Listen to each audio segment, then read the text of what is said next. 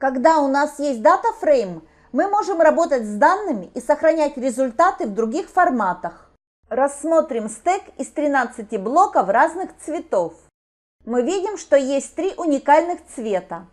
Допустим, вы хотели бы узнать, сколько уникальных элементов содержится в DataFrame. Это может быть намного сложнее, потому что вместо 13 элементов у вас могут быть миллионы.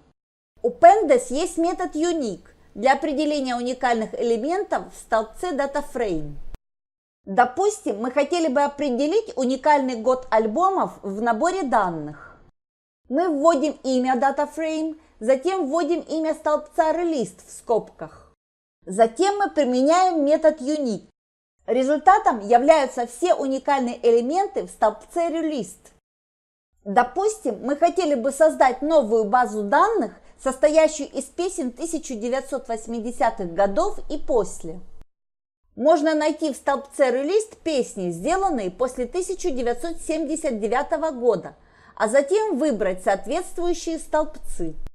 Можно сделать это в рамках одной строки кода в Pandas, но давайте разобьем это на шаги. Можно использовать операторы неравенства для всего фрейма данных в Pandas. Результатом является ряд логических значений – boolean.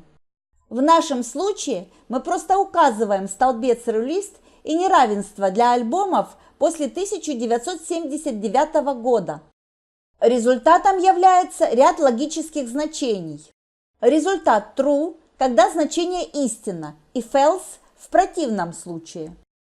Мы можем выделить указанные столбцы в одну строку. Просто используем имя фрейма данных. В квадратные скобки помещаем ранее упомянутое неравенство и присваиваем его переменной df1. Теперь у нас есть новый DataFrame, где каждый альбом был выпущен после 1979 года. Можно сохранить новый фрейм данных, используя метод to, нижнее подчеркивание, CSV. Аргумент – это имя файла CSV. Убедитесь, что вы добавили расширение .csv. Существуют другие функции для сохранения DataFrame в других форматах.